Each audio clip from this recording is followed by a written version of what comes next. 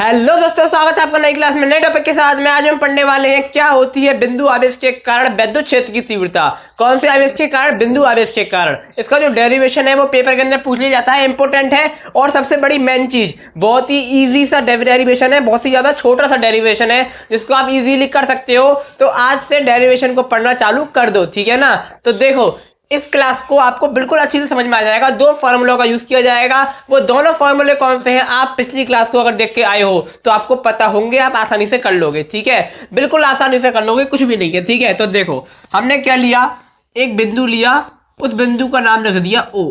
मैं ये नहीं पढ़ रहा कुछ भी, ठीक है। हमने एक बिंदु लिया, उस बिंदु का नाम क्या रख दिया? ओ रख दिया। और उस बिंदु, जो बिंदु ओ है, उस पर हमने एक आवेश क्यू, यानी कि जो आवेश है वो क्यू स्थित है। किस पर स्थित है? बिंदु ओ पर एक आवेश है, आवेश का नाम है क्यू, वो इस पर स्थित है, ठीक है ना। तो उस बिंदु से आर दूरी पर, ये कुछ दूरी है, कितनी दूरी है मेरे भाई? आर दूरी है। कितनी दूरी है? आर दूरी पर एक बिंदु पी स्थित है। एक बिंदु, अरे ओ बिंदु है, ओ बिंदु से आर दूरी पर एक बिंदु पी है। ओ बिंदु पर क्यू आवेश स्थित है और पी बिंदु पर Q0 आवेश स्थित है। क्या आवेश स्थित है? Q0 आवेश स्थित है। Q0 का मतलब क्या होता है? परीक्षण आवेश होता है, हमने पिछली क्लास में पढ़ा है।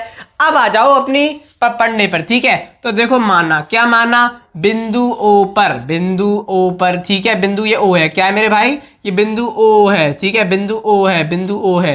बिंदु O पर विद्युत क्षेत्र में, बिंदु O पर, ठीक है, बिंदु आवेश Q स्थित है। कौन सा आवेश स्थित है? Q स्थित है। इससे आर मीटर की दूरी पर, कितनी मीटर की दूरी पर? आर मीटर की दूरी पर एक बिंदु P है। कौन सा बिंदु है? P है, जिस पर परीक्षण आवेश Q0 स्थित है। कौन सा आवेश स्थित है?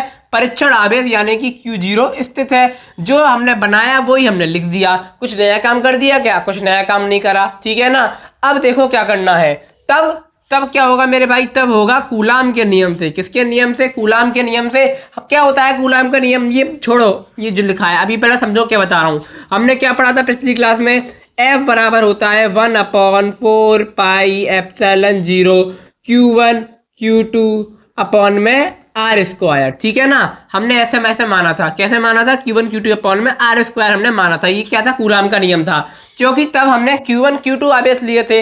अब हमारे पास आवेश कौन से हैं? एक तो Q आवेश है और एक Q0 आवेश है। तो हम यहाँ पर Q आवेश और यहाँ पर Q0 आवेश मानेंगे, ठीक है ना। Q1 Q2 नहीं मानेंगे, क्योंकि वहां पर Q1 Q2 है, यहाँ पर Q और Q0 है, ठीक है ना। जो होता है वो करते हैं, तो यहाँ पर Q और Q0 मान लिया, ठीक है। तब उसके बाद क्या होगा? हमने एक और नियम पढ़ा था, एक और सूत्र पढ़ा था। कौन सा सूत्र पढ़ा था? विद्युत क्षेत्र की तीव्रता। अरे हमें क्या ज्ञात करनी है? तीव्रता ज्ञात करनी है। तो हमें तीव्रता के लिए कौन सा है? तीव्रता को E से प्रदर्शित करते हैं। E बराबर क्या होता है? F/Q0 होता है। हमने पिछली क्लास में पढ़ा था। क्या पढ़ा था? तब जो क्या होता है? E बराबर F/Q0 होता है। Q0 क्या है? परीक्षण आवेश है। E तीव्रता है और F क्या है मेरे भाई? बल है, ठीक है। तो देखो, यहाँ पर जो F है, उस F का मान ये दे रखा है। दे रखा है, नहीं दे रखा? ये F का मान दे रखा है, यानी कि जो F की जगह पर ये लिख सकते हैं हम। F की जगह पर ये लिख सकते हैं ना, लिख सकते हैं तो लिख दो, क्या दिक्कत की बात है। E is equal to, F की जगह पर ये पूरा उतार दो, ठीक है। 1/4 पाई एप्सिलॉन 0 Q0 अपॉन में आर स्क्वायर। और अपॉन में क्या है? यहाँ पर अपॉन में, यहाँ पर क्या है? Q0 है, तो अपॉन में क्या आ गया? Q0 आ गया। नहीं आया समझ में? अरे क्या किया है मैंने? कुछ नहीं किया मैंने। F का मान जो है ना, जो लिखा हुआ है F का मान, ये रहा। इस F के मान को यहाँ उतार दिया है मैंने F की जगह पे, ठीक है। उसके बाद ये आ गया। अब Q0 से यहाँ पर Q0 क्या हो जाएगा? कैंसिल हो जाएगा। अब हमारे पास क्या बचेगा? अब हमारे पास बचेगा E is equal to 1/4 pi epsilon 0 Q upon में आर स्क्वायर, क्योंकि Q0 कैंसिल हो गया।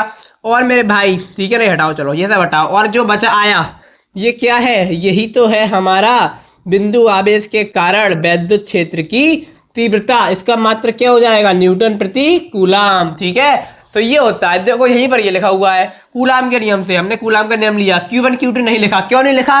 क्योंकि यहाँ पर Q और Q0 दे रखा है, वो लिख दिया। फिर विद्युत क्षेत्र की तीव्रता E बराबर क्या होती है? F/Q0।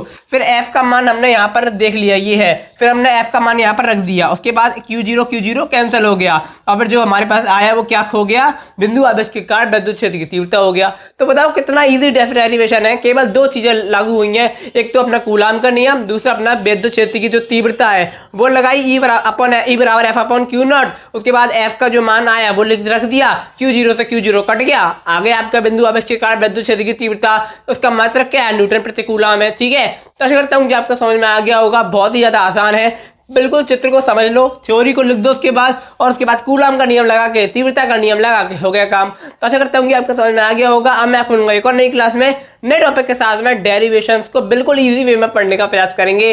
तब तक के लिए अब मैं आपको मिलूंगा एक और नई क्लास में, तब तक के लिए जय हिंद जय भारत।